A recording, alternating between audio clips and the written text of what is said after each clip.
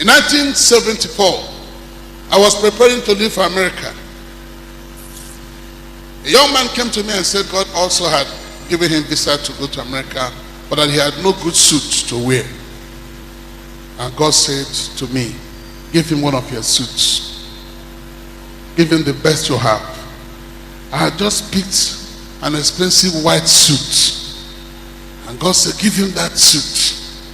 Father, he said, no, I have about 10 of them. Let me give him any other one. Have you seen the attempt to pick me? You're picking an empty chair. That's what people will watch. Learn to pick where you have a small crowd. I gave him an old suit. He brought the suit back to me and said, sorry. As I went home, somebody brought me a brand new suit. So take back your old one. I said, Father, forgive me. This time around, once you command, I'll give whoever you want the best suit I have. I drove into Umuahia Motor Park, and here was a pastor crying, saying, oh, I have just lost my suitcase. I don't have anything to wear. And this my beautiful suit was in my traveling bag.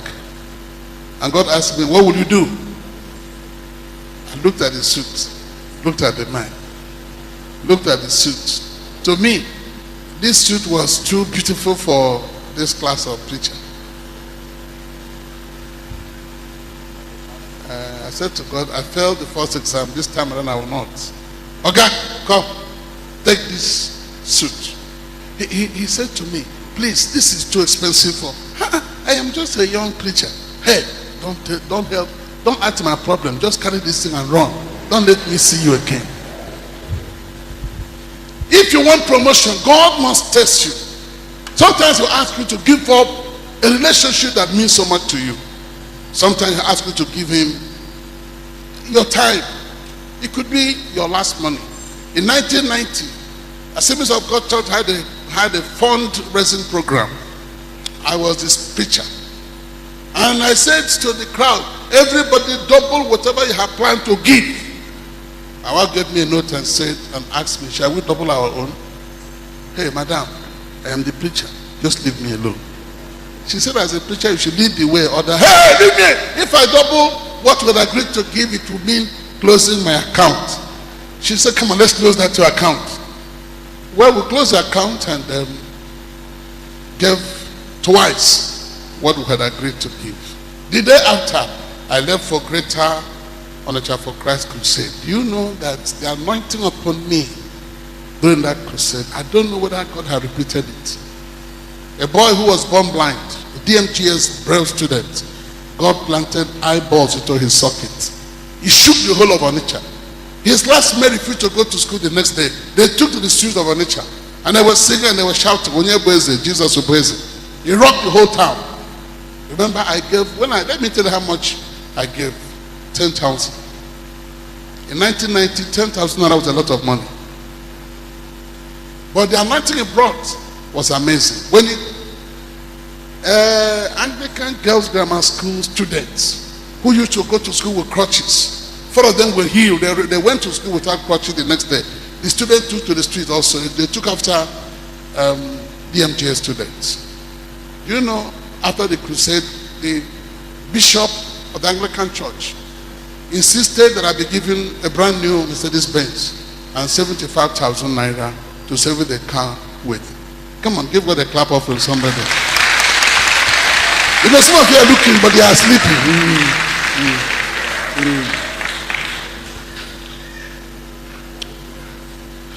Our God is able. Yes, He's able. I know He is able. I know my God is able to carry me through. Yes, my God is able. He's able. I know He is able. I know my God is able to carry me through. For He has healed the broken hearted and sets the captives free. He healed the. Can we all rise up and walk upon the sea? My God is able. Yes, He's able. I know he is able. I know my God is able to carry me through. Yes, our God is able. He is able. I know he is able. I know my God is able to carry me through. That was, time and again I have said to you, give your offering an assignment. In giving that assignment, try and feel the presence of he who receives sacrifices only. Yes? Out of heaven the second time, and said, by myself have I sworn. Now this is God rewarding Abraham. Every gift to God attacks a great, outstanding, profound reward. We don't give offering because we don't know what to do. No, we give offering that God may in turn reward us. And I want you to take note of that in your heart. Every time you bring an offering, give it an assignment and expect God to do something for you. But remember, you don't give to God because you want him to bless you. You give because you love him. There's a difference between giving that God may reward you and giving because you love God. Give always because you love him. Don't give because you want him to. You become a pool staker who says, as I feel these pool formed, let my numbers be the lucky ones. No. You give to God because you love him, and he's bound to reward you. Read on. By myself have I sworn, saith the Lord, for because thou hast done this thing, and hast not withheld thy son, thy only son, that in blessing I will bless thee, and in multiplying I will multiply thy seed, as the stars of the heaven, and as the sand which is upon the seashore, and thy seed shall possess the gates of his enemies. Raise your hand and say, my seed shall possess the gates of my enemies. Somebody. I want you to sound like somebody prophesying. My seed shall possess the gates of my enemies. Somebody say that.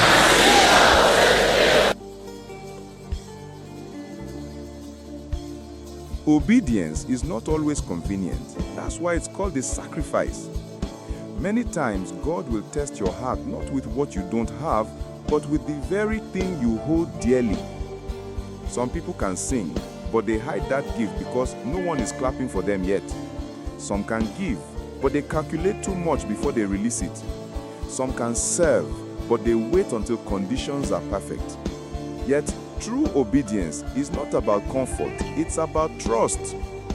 Look at Abraham. God asked him to offer Isaac, the son he waited decades for.